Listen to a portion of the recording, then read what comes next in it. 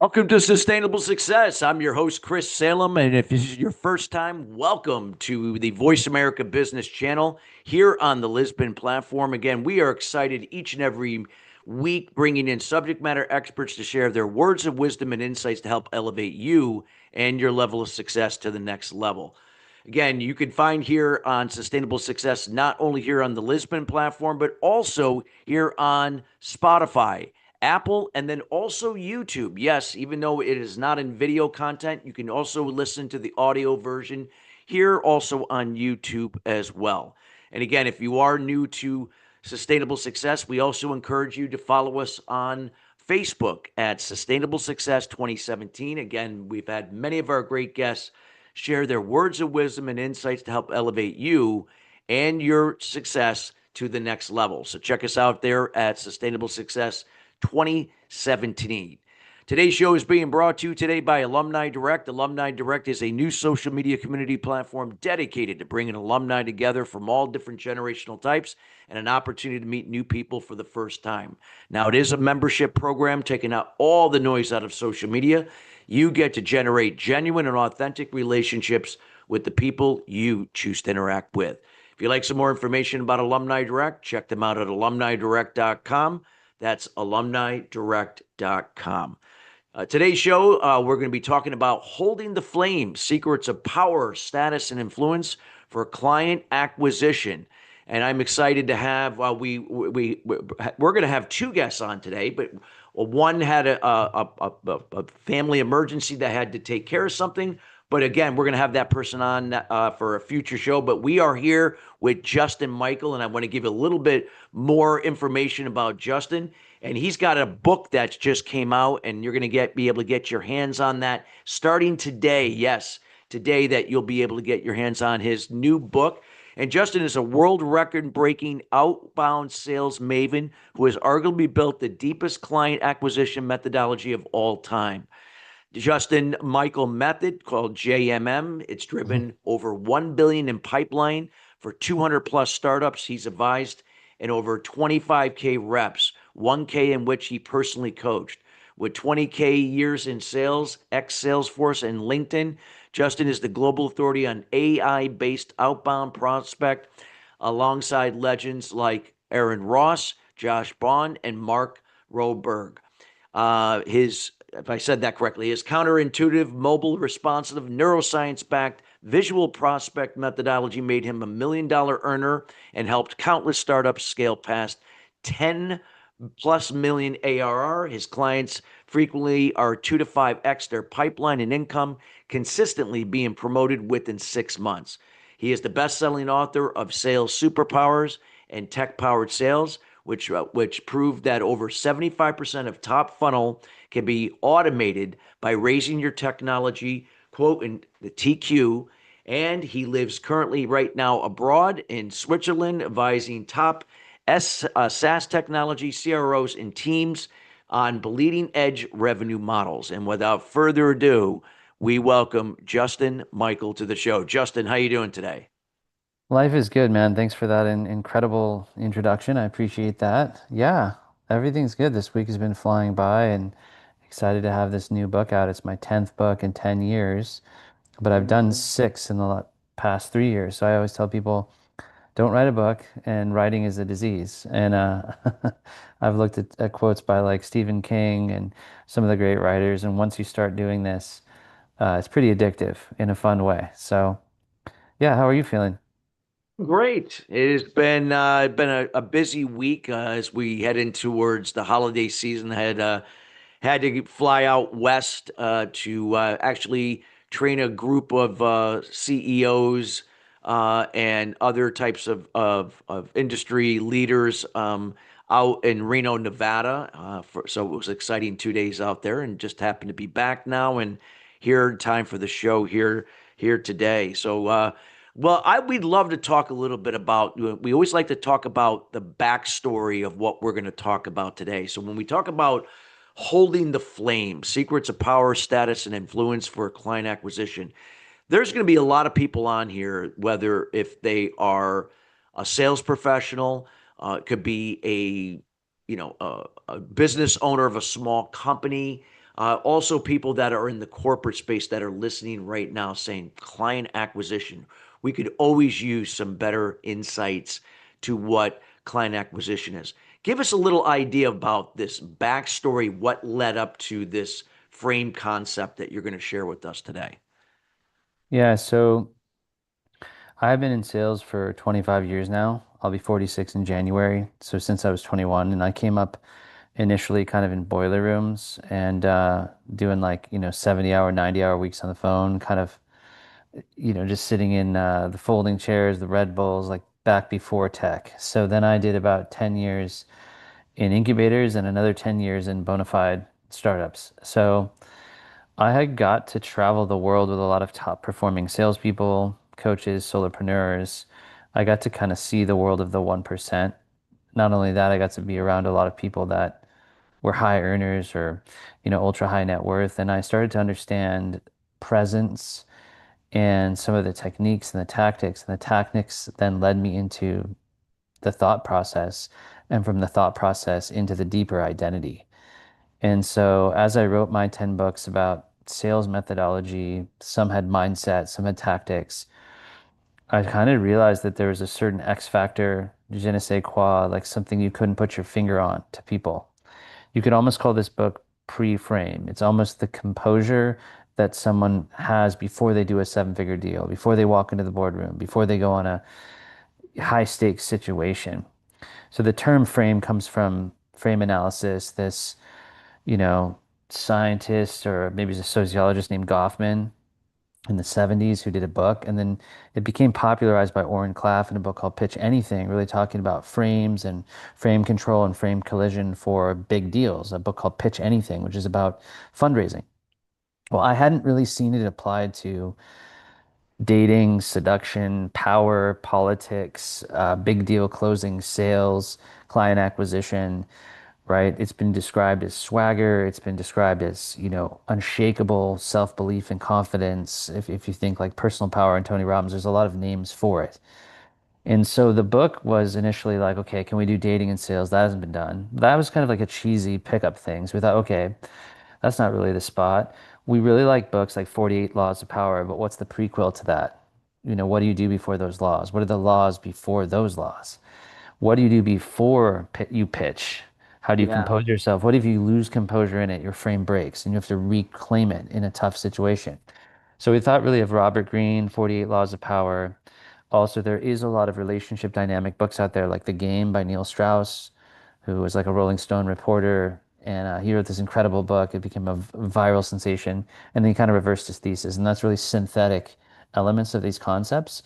But then this author named Mark Manson, who did The Subtle Art of Not Giving an F, but he had this book called Models.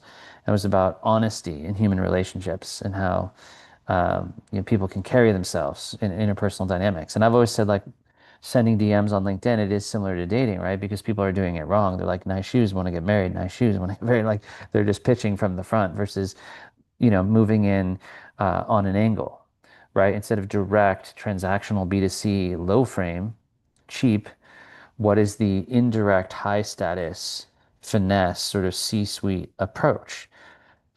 And so then we kind of wrapped it into a homage of Orange. So we took that was sort of the ingredients that go into this, and then we just elevated it to this whole other place because then we started thinking about, okay, what was Napoleon like before the battle?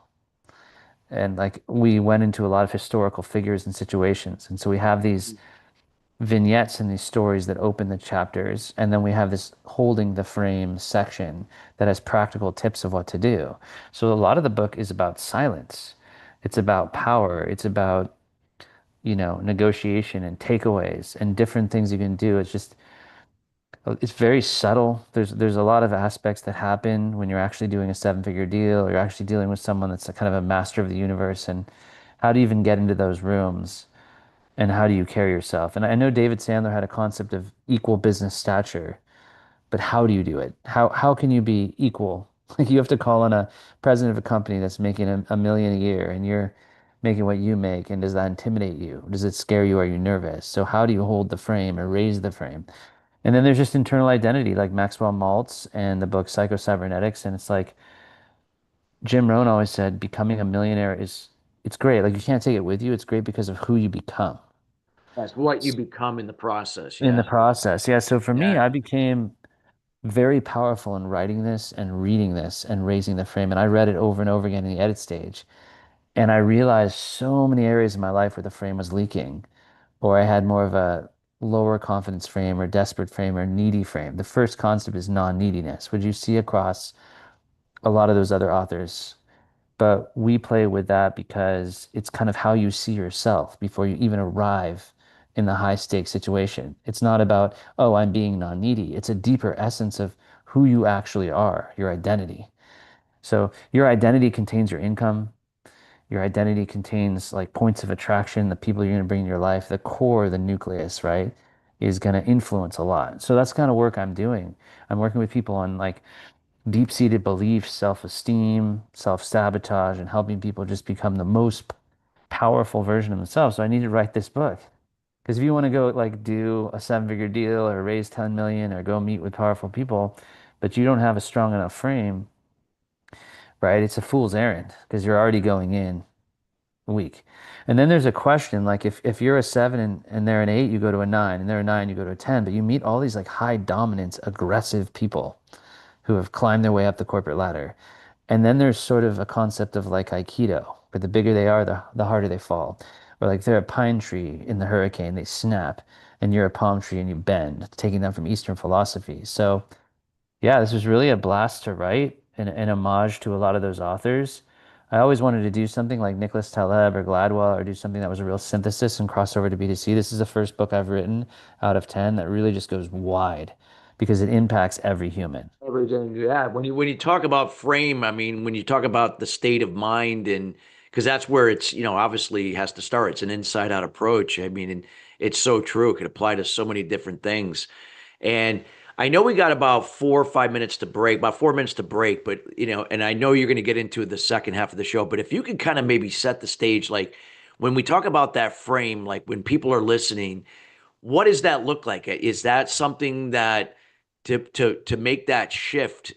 Is it something that takes a certain period of time? Is it something that is different for different types of people of where they're at, that type of thing? Yeah, I find that people in some area of their life already are in their highest frame. It's often when they're relaxed, they're just being themselves around friends, around family, around a certain type of person, a mentor, a certain situation, something they excel at where there's an expertise. So you can kind of find areas in life where there is a higher frame and then transmute that into other situations. There's something for repetition being the mother of skill. Like if you're afraid to cold call and you do it a lot, you get a lot calmer, right? And more desensitized. Like if you're trying to read this book and then go do the biggest business deal of your life, you probably need to get into a lot of deal flow and get rejected a lot and go through the suffering and pain and the wisdom of the scar tissue, right? But I think what the book encourages you to do is to reflect on seeking internally how you feel the most powerful. Are you talking too much? Are you rambling? Are you trying too hard? Are you signaling need? Are you filtering? Are you waiting and metering and waiting for the person to react? Right? Do you have a sense of frame control? Because the frames collide. And we don't even really get into frame collision because that's a lot of Oren's work. But we get into just the presence of the heat of the moment in a situation. And it's really turn by turn so powerful. Like when you try to acquire customers on LinkedIn, they get skittish. I always compare it to that scene, like Crocodile Dundee throwing the TNT into the Central Oh, Park yeah, River yeah. and fishing. People are either overdoing it or they're underdoing it, and they're not really, there's got to be this reach and withdraw. And one of the big paradoxes is how you chase business and hunt but maintain a high frame because if you're chasing after something, isn't that a lower frame activity? And so many of us, our role is to generate net new business and to hunt things and acquire clients. So that's the angle I take, where like Jonny did a lot of fundraising, which is also interesting because you have like these Fundraising in people, itself, I mean, that's not an easy thing to do. yeah, like you vulture capitalists. Like there's a scene where this guy flies in on a helicopter and like goes into his office and puts his feet on the desk. I mean, this book really feels a lot like Billions or Succession. It has elements of those type of TV series. There's some really great stories and vignettes of some wild things happening, and how did we hold the frame, and then what's the lesson, and how can you apply it? So it's really cinematic, kind of film noir, and it's just really compelling. And then it gets into a lot of practicality at the end of each chapter. There's like exercises you can do. Mm.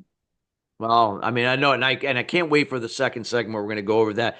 As we got a minute left till the break. Anything that you want to kind of set the stage for everyone before we go to break, what you're going to share about more about the frame concept. Well, I've been talking a lot with people about this word ontology, which is the science of being. And it's really hard to shift your life from an external perspective. People are looking outwardly beyond their eyes for how they can impact the world, and they seldom stop to go, what are my thoughts? What are my perceptions of myself? How do I look at my life? Do I look at my life as something that I'm a victim from the past, or something that's like infinitely expansive and I can create it from the future? And that was a quote from Werner Erhard. So there's a lot that came out of this book, The Science of Getting Rich, which impacted The Secret and sort of Napoleon Hill and positive Yeah. psychology. And so this book is about kind of reorienting yourself kind of to your being, your consciousness, your soul, and Yeah. that power. And so the last chapter is a bit of like a Marcus Aurelius legacy and note to the future. What is the legacy you want to leave behind? And can you connect your dots going backward for where you are in the end of your life and what you left behind? Because when I turned 40, I realized like, hey, I haven't Yeah. taken enough risk. And that's what led me to starting to write these books and go solo and go into consulting and not just maybe stay safer and become a chief revenue officer. Not that I respect operators, I respect Yeah, CROs. yeah, yeah. Yeah. There's a lot of plane rides, you know what I mean? But for me personally, I had this greater journey to embark on. Well, this is exciting. I know you're going to go more into the weeds with this when we come back after the break. I am so excited, and I'm sure you are, audience, as well. What to get a kind of a context of what Justin is going to share here and what those secrets are to power, status, and influence for client acquisition. We got to go to break, everybody. When we come right back, more to come about holding the flame, frame concept. We'll be right back after the break.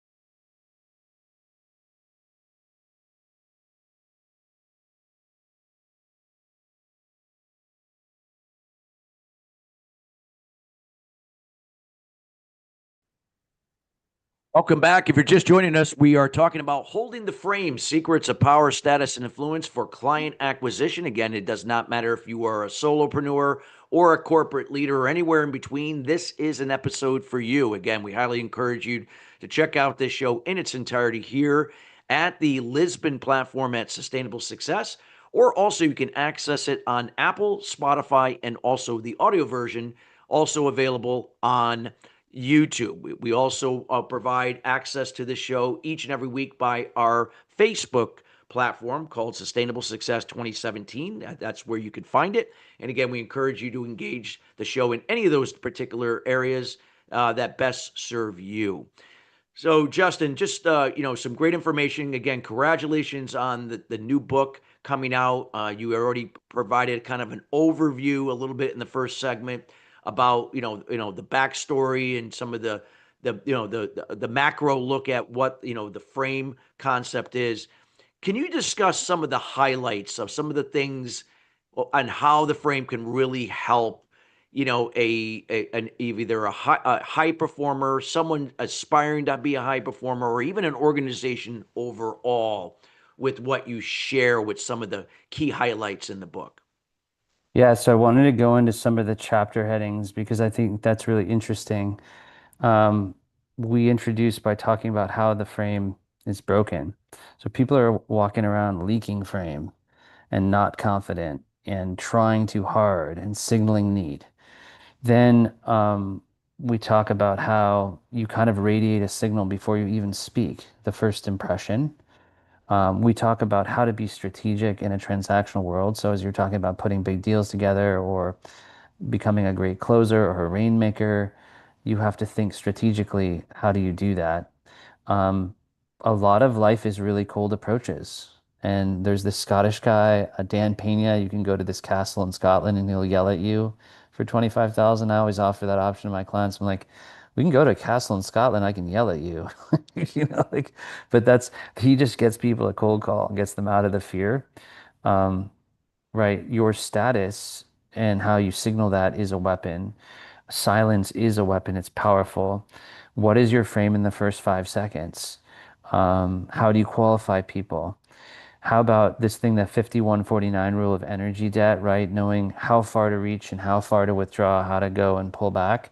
What are the commonalities between flirting and frame? What if the frame breaks and you're in the middle of high stakes? How do you interact with whales, who you would consider a dream client or prospect, or just a person that overwhelms or intimidates you? Why are you even intimidated? And then really just kind of owning the frame for life. And break it down to 10 laws of the frame, which is really interesting. I could read through those. And then the closing chapter is the room's already yours. And that's a bit of like an alchemist thing, is like all the power you seek as a human being to be a millionaire, a billionaire, to be high frame is within you now. So just read the book and keep looking within because it'll come to you. But yeah, I don't know if it's worth hitting some of the chapter 13 stuff. Yeah, please feel free to share what you feel is would be most insightful to this audience that's all about Yeah. sustainability and getting to that next level wherever they are. So yeah, I'll give you the 10 laws of the frame that live in the book. So the first law is the law of non-neediness, right? I call it principled disinterest or non-hunger, right? It's calmness and tone, calm, cool, collective. Maybe it's a doctor, the therapist, um, right? These archetypes. The detective is a good one, right? So those are all the law of non-neediness. Then there's the law of signal, and signal is what you transmit before your words, how you Mm, walk, the stillness of your breath, your gaze. Then there's the law number three is the law of cold command. The first 5 seconds set the frame. So are you warm? Are you apologetic? Are you using a predictable opener? Do you command presence from the front? Number four, the law of subtext, right? Words are camouflaged. So people listen beneath the words to the tone. Tonality is everything, right? That was the big thing Jordan Belfort became famous for, is right. And also Chase Hughes, elicitation, right? You can make a statement versus a question and maybe get even farther, but there's a ton to do with tonality, mirroring, NLP. Then we go into number five, the law of frame collision. Every meeting is a battle of realities. So two alpha frames will collide and you need Aikido, but usually there's a weaker or stronger frame in these verbal jousts that we go through. Number six is the law of qualification, right? Most people compete to be chosen, but if you're holding the frame, you're the one qualifying them. Let's see if you qualify. And Oren Klaff called that a prize frame, right? You're the prize. But a lot of the tactics in his stuff are very dominant, very aggressive, very masculine. We really made this book, gender balanced and something that there's stories of people from all walks of life. And I love Oren's work for that. But we're kind of doing something that's I don't know. Universally, you can hold your frame no matter what kind of person you are, introvert, extrovert, right? It doesn't have to necessarily be done through strength and aggression or boldness or loudness, right? Silence can be a frame. Number seven, the law of scarcity, right? Abundance dilutes value. And I always say that exclusivity creates a premium and scarcity creates value, right? So are you sending too many messages? Are you being too available, either emotionally or literally just available? And that's what created things like the 3-day rule and some of these tactical things. They're an attempt at that. But the reality of doing that for real is that you might only have to communicate one time powerfully or send something that looks like a text message because it's not necessary to include the rest. Um, 8, the law of psychological sequence, right? So there's a rhythm. I write here, curiosity precedes craving, tension precedes reveal, frame is built by incompletion, drop hints, leave loops open, make them ache for the missing piece. In the Sandler canon, this was don't spill your candy in the lobby. You've got 4 slides, 4 ideas that blow them away. Don't give the fourth. Netflix, Mhm. 9 parts of the series. Leave something behind. Leave them wanting more. There's a sequence of how you create suspense, like the hero's journey. There's a way that, like a musical score that builds. There's a reach and withdraw, an ebb and flow of emotion. So most people don't even think about that. 9, the law of frame recovery, right? This is like being unshakable when you lose the frame. Um, I write, power is not the absence of error, it is a refusal to be defined by it, right? So a lot of people drop the frame. They get around a person and they get rattled. They get scared, nervous, worried, upset. But I've never seen a book ever, and I've read too many, where it teaches you, okay, recompose yourself in real time. That this meeting is going wrong. Let's catch the frame. Number 10, the law of embodied frame, which is frame just becomes cellular, right? It's just your presence. People just align to you before you speak because now it's in you, it's your DNA. Yeah, so those are the 10 laws, and I just thought it'd be fun to kind of go through some chapters and give some of the actual precepts. So you can see it's very philosophical. You could take one of those and probably write a book on each. Oh yeah, I mean, its own book. I mean, there's so many things you can expand on that. But yeah, feel free to share, like, again, some things like what could be from the book, like, like what would be the first thing that you would recommend somebody that when they're reading it, where they should focus first, and then as they do that, that can help them go to that next step or whatever that might be. Yeah. So I think like one of the first things that I did to increase frame is make a distinction. So are you your thoughts?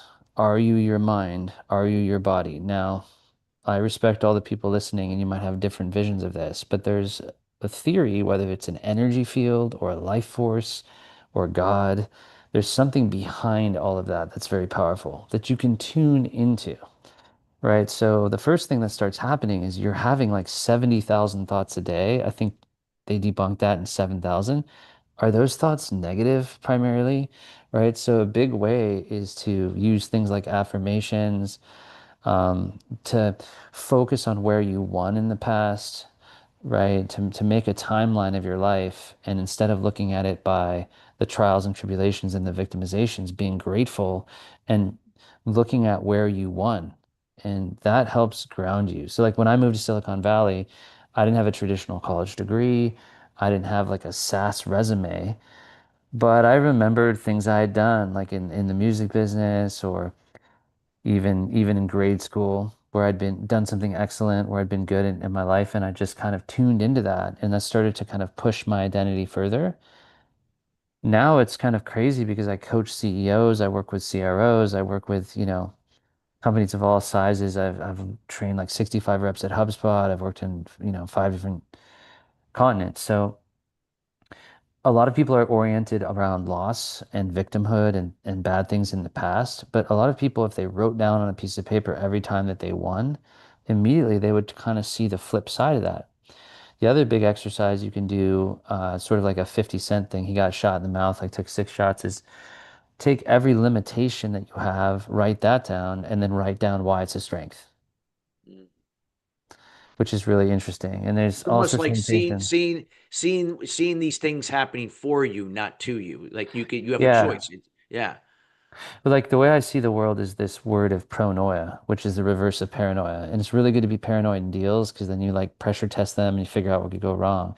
But pronoia is the idea of reverse paranoia. The universe is plotting to do me good, which is pretty crazy. So You could write down a limitation like, I'm not good at math. And I'm like, well, I'm a great communicator and great with people. So I over-indexed on that and became great at sales.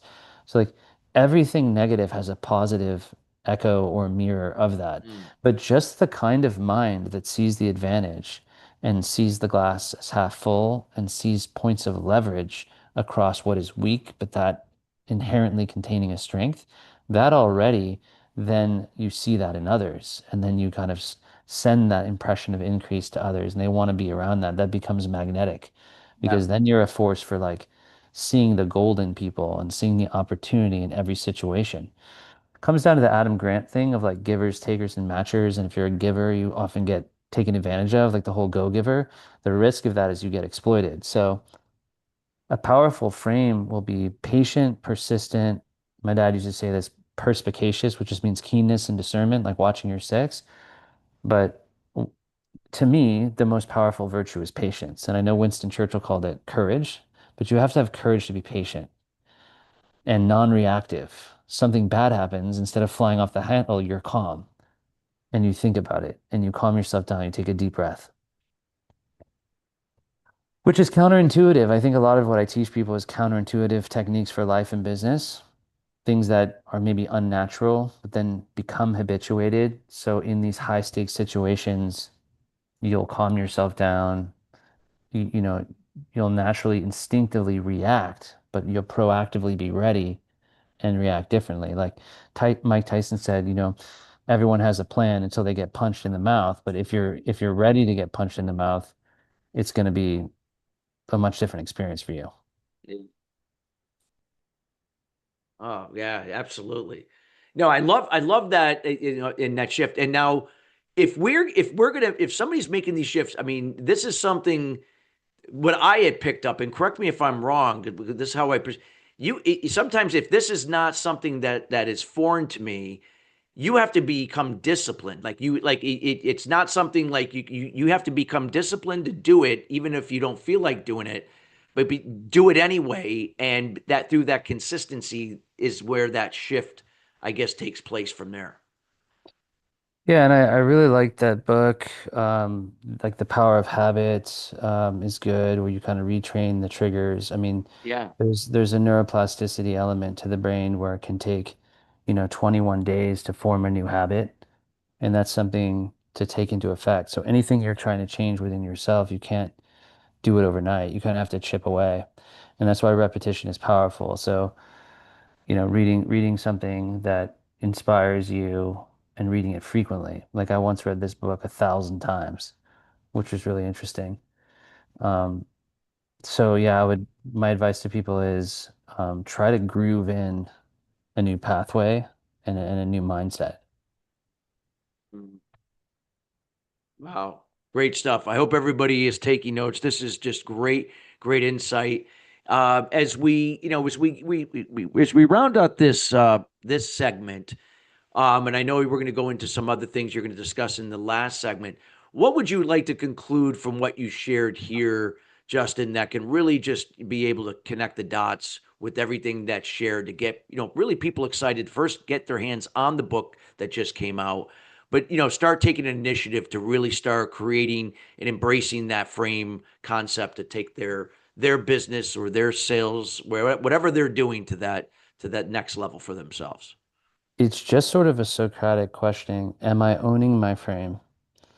Right? Am I raising my frame? How could I look at the situation and say, how could I raise the frame? Meaning, how could I come from a position of strength or an advantage?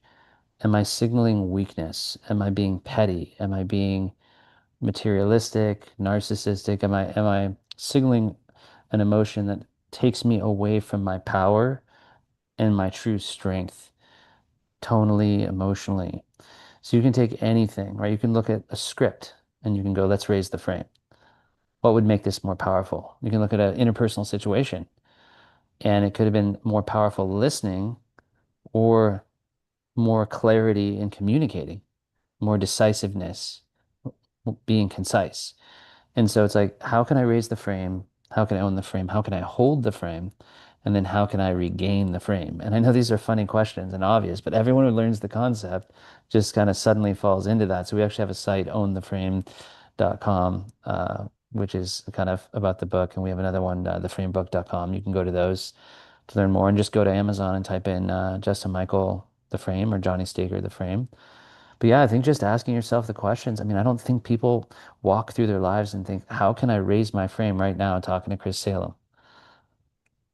Right? What is that? And I still think that there's power in humility, right? Like I think people like Nelson Mandela or the Dalai Lama or even like Bono from U2, I think some people that are very like, emotional or intense or spiritually grounded have very powerful frames and presence. But it's because it's what is authentic and true for them. You don't need a Lamborghini and a gold watch to feel powerful because again, Yeah. it's within you. Like a 5-year-old kid can be so brave. Like they just no fear in public. Like, get up on a stage. You learn to be fearful as you get older. Something it's that we're conditioned to. You're right, because we're not born, it's just something that we pick up on. So true.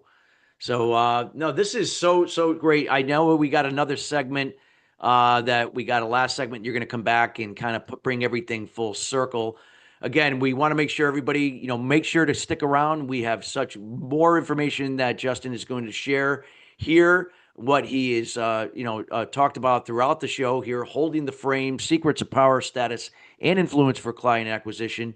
And this is a great concept that can really help you take you to where you are and where you desire to be. We'll be right back after the break.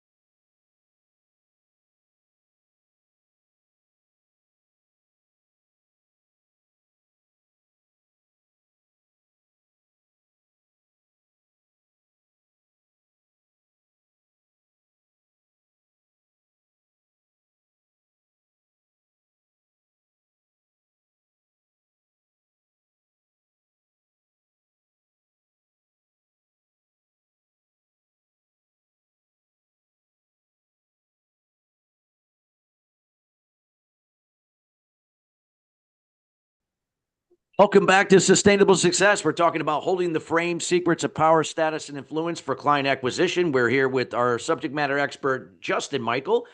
Jonny Staker, who was also originally supposed to be on the show, had a last minute emergency that had to be taken care of. But Justin has really provided so much great value here on the show. And again, if you're just joining us, we encourage you to listen to this show in its entirety here later today at the Lisbon platform for sustainable success, also on Apple, Spotify, YouTube, and our Facebook page at Sustainable Success 2017. Again, the show would not be possible without our sponsors. Feel free to check out Alumni Direct. Alumni Direct is a new social media community platform dedicated to bringing alumni together from all different generational types and an opportunity to meet new people for the first time. Now, it also offers a new section to their platform for those professional athletes that are retiring and transferring into new careers. So if you are a professional athlete and not sure how to go about doing that, well, you don't have to do it alone.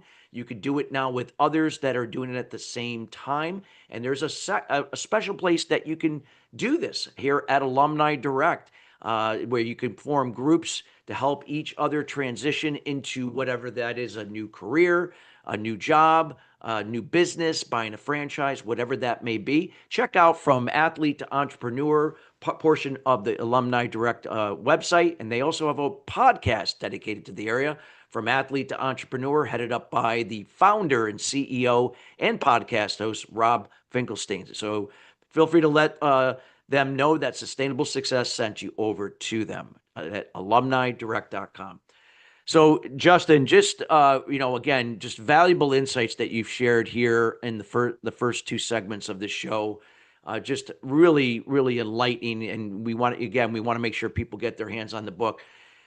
Share with us again, the people, because there's so many people now, they get gripped in this fear, the uncertainty, whether if it's something personal, something could be on a business level.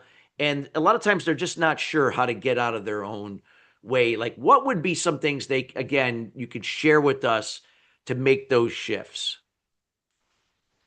Yeah, so it's really interesting raising your frame and raising your income. And I work with a lot of people on that identity. And so a lot of this comes down to affirmations like I am unstoppable, I am wealthy, I am successful, I am the top rep on the team, and reprogramming your mind to believe that.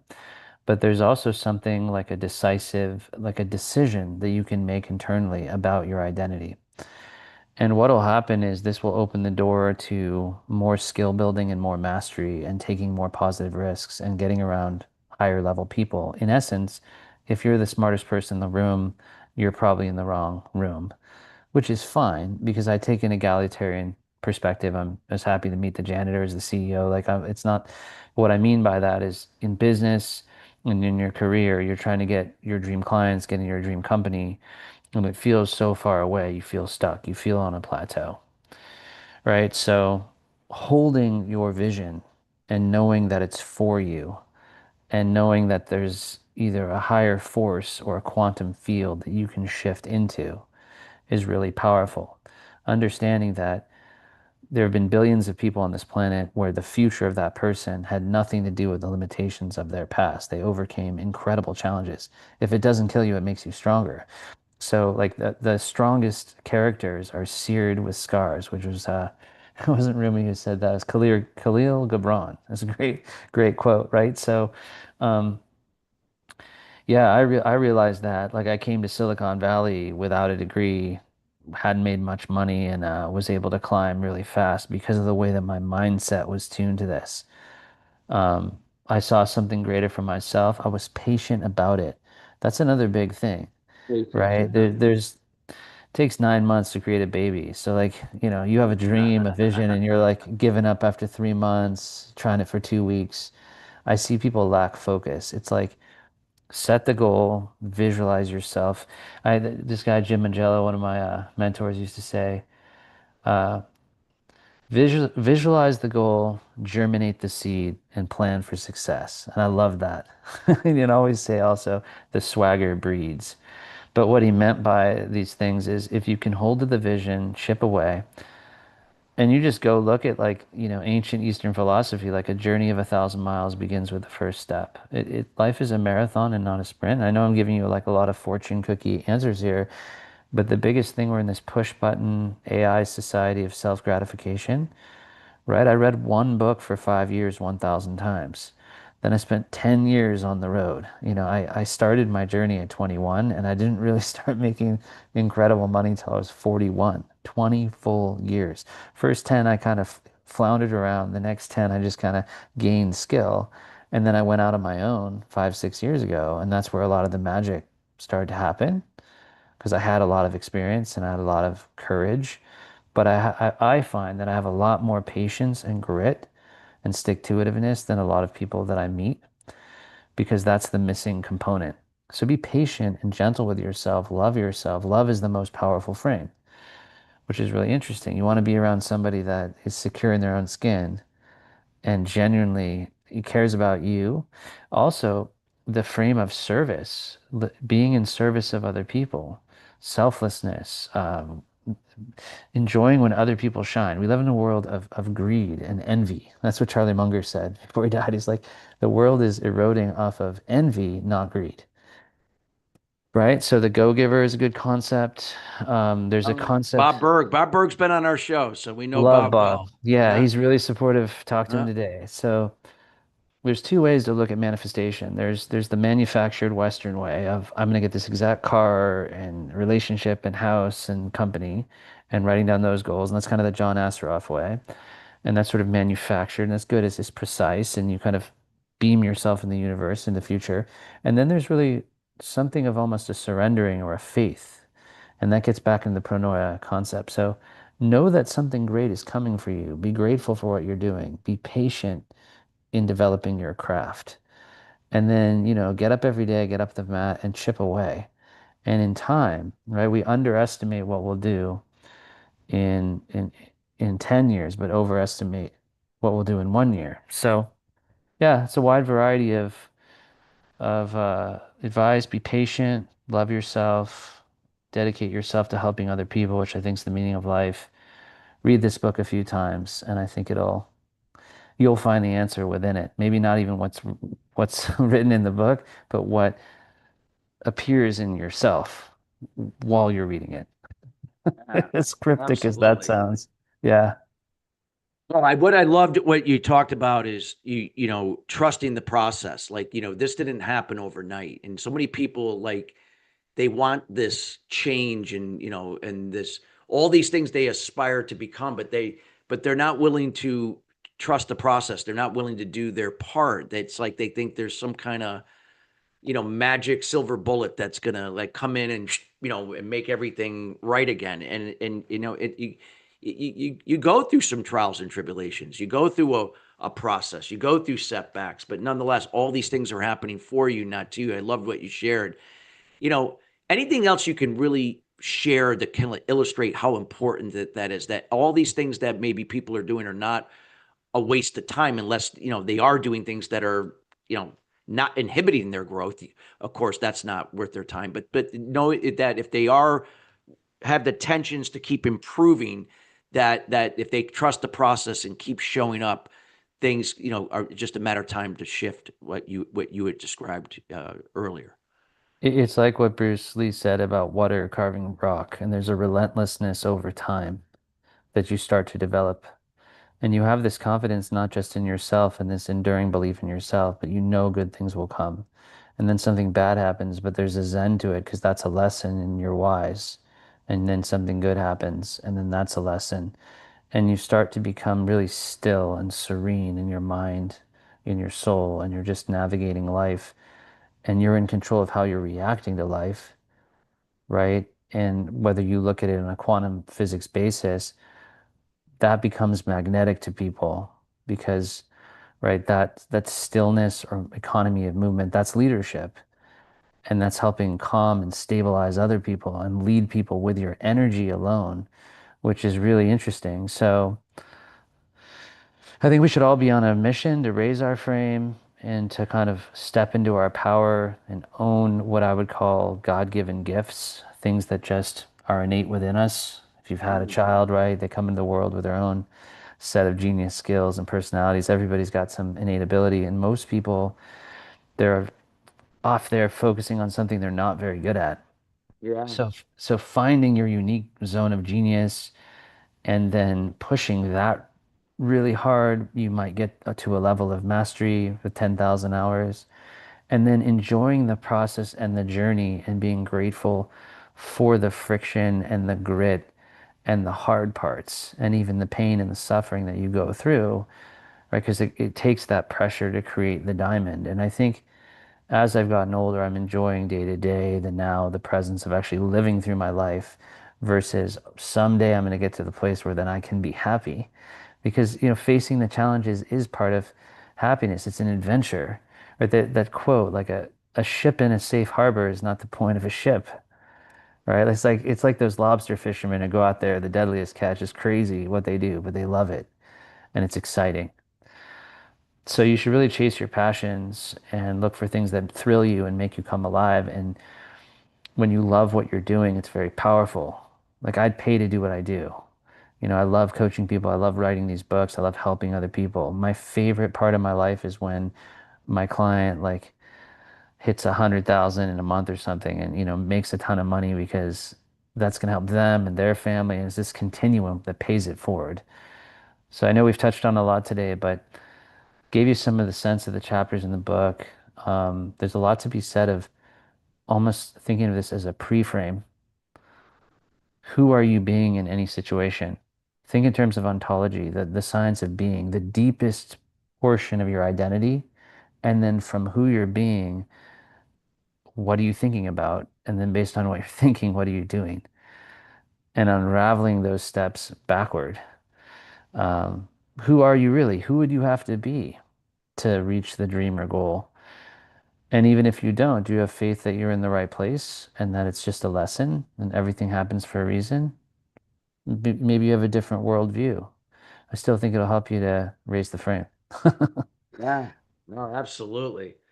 Absolutely. Wow. Well, this is great stuff. And we have we about three and a half minutes left in the show. And I want to leave some of this time, Justin, before we close out, how can people get to know you better? How can they reach you? How can they get in contact with you? What are you up to now that this new book is out on the frame? And anything that you'd like to give or provide the audience. Yeah, so say like we're gonna have paperback and hardbacks by the time you probably hear this next Friday. If you buy 5 copies of the paperback or hardback and you do a post and if you do a review's optional. I'll give you like $1,000 coaching session on the frame, like an intensive. I'll sit with you and help you evaluate some of these factors. I do a lot of one-to-one coaching of executives and workshops of teams, but to find the book, just go to Amazon, put in the frame.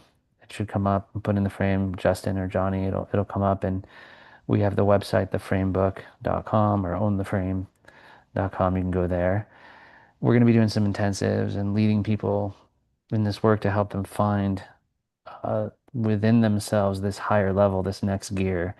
And that's obviously going to open up a lot of great things, abundance, health, wealth, income. I mean, there's a lot that goes into a life that's transformed in this process. Mm. Right. Fabulous. And is there anything like, can they reach out to you on LinkedIn, that type of Sure. thing? Yep. Yeah, hit me on LinkedIn. It's the fastest way to get me. Yeah. So we highly encourage everybody to do that. We'll make sure that all that information is also in the show notes. So again, feel free to check that out at the Lisbon platform, LISBYN, for sustainable success. You'll be able to find all that information there. And again, we encourage you to reach out, find the book on Amazon, Barnes and Noble, as Justin had claimed, and make sure take the time, read it, let it absorb in, and provide a genuine review for Justin and Jonny for this great book that they have. We're in the less than a minute here. Next 20 seconds, just give us something high level you'd like to leave the audience with at the takeaway. Well, we have this tagline, the weak beg to be chosen and the powerful choose. So keep that in mind. See if you can hold your frame today. What would it take to be the most powerful version of yourself? And yeah, if you want to be able to command a room, up level to a new level of status, be able to persuade situations, be 50 moves ahead in the chess game, the 3D chess game of life. This is culled from a lot of sources and is very powerful stuff. I've never seen this content anywhere. So yeah, get a hold of it, put it to use in your life. I've had Yeah, parents teaching their kids this stuff. Like it's really interesting how far it goes. Like they're holding their frame with their dog, like stuff like this. I'm like, absolutely. okay, Yeah. it's Well, been cool. Justin, we want to thank you so much for taking the time. And we know it's late where you are over in Switzerland. We want to thank you, everybody here at the Sustainable Success team, for taking the time to share this great insight. And congratulations again on the new book. Thank you so much, Chris. I appreciate you and your show, and we'll be in touch. Good to see you. Thank you. Appreciate it. And we want to thank you. We encourage everybody to reach out to Justin. Also, his partner, Jonny Staker, who could not be on the show as planned today as well. Johnny's his information will be there as well. And we want to thank you, listeners, for joining us each and every week here at Sustainable Success. We are committed to your excellence and professional growth. And again, we will make sure each and every week we bringing in subject matter experts like Justin in to help elevate you and your business to the next level. Till then, everybody, have a great rest of your week, and we'll see you then. Take care.